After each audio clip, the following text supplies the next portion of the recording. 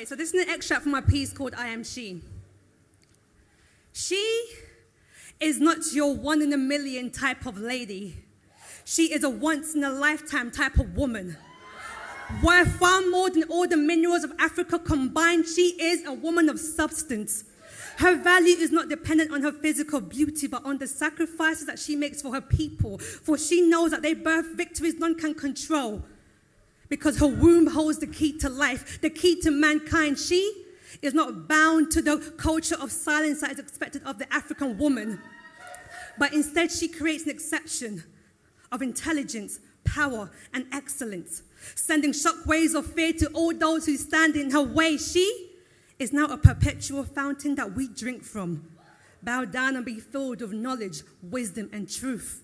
The African woman, she does not seek affirmation because by ancestry, she was born to rule, born to lead, being guided by the hands of the Almighty and the spirit of her ancestors.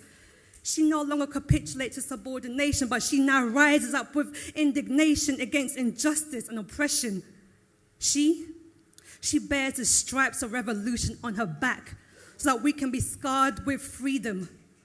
So every time we look at the marks, we remember that our emancipation comes from the sacrifices of a woman, a queen. She is not your one in a million type of lady. She is a once in a lifetime type of woman. Thank you.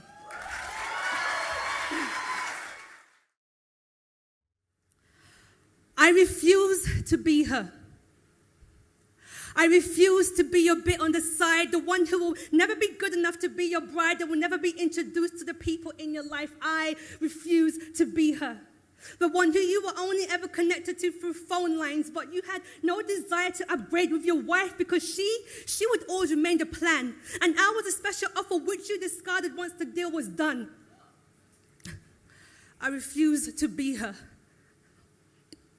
Even though I knew that this relationship was limited, I wanted more and I was willing to pay the price, but she gave me airtime at my peak time when I chose love at the wrong time with you. I refuse to be her, the homewrecker, the liar, the sideline hoe, the topic to start a conversation that, oh, did you hear what she did? I can't believe her. You see, they all define me based on what they saw and they made conclusions about me.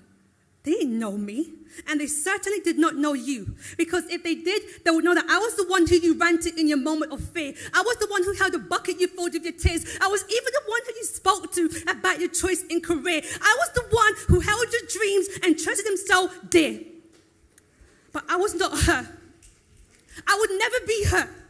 She was the apple in your eye, and that soon became the thorn in your side when you realized that this affair had served its time. Because when you first met me, you perceived me as a damsel in distress, and you wanted to play my knight in shining armor. But you see, my name wasn't Sleeping Beauty, so you couldn't kiss me away from this dream because it was the reality. And not like the movies where you could play my action hero. Because once you realized that this was not a script, but the story of my life, it was too late because neither of us could say cut. Yet, you still expected me to live up to all your twisted fantasies. She was your lady in the street and I was your freak in the street. But what do I look like, a porn star? No, I will not swallow my words. When it comes to telling you just how much I feel, I refuse to be her.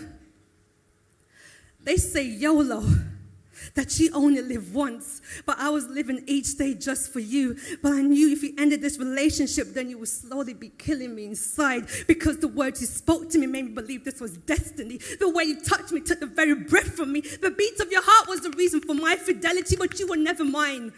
So this was never meant to be. Yet my vulnerability to you led me on a path of adultery. I tried to find remnants of your love on the pile of used tissues on my bedroom floor because you owned the tears that soaked them. And for months, I slept on black bed sheets to blend in my mascara as my tears stained them because of your excuses. But there used to be a time when my tears would stain the sheets because your touch made me feel exclusive.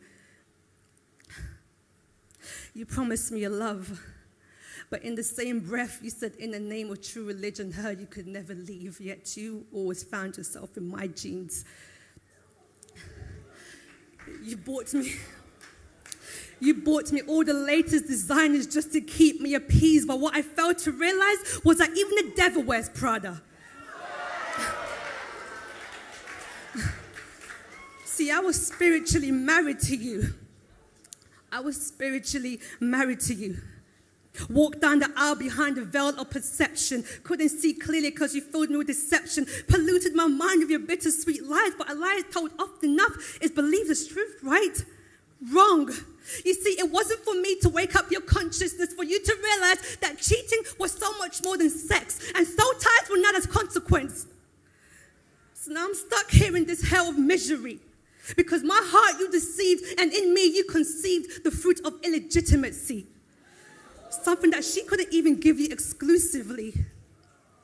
I know you're making excuses, and I need to decide whether to let the world see that the fruit inside is becoming ripe, or to pluck it out before it's time.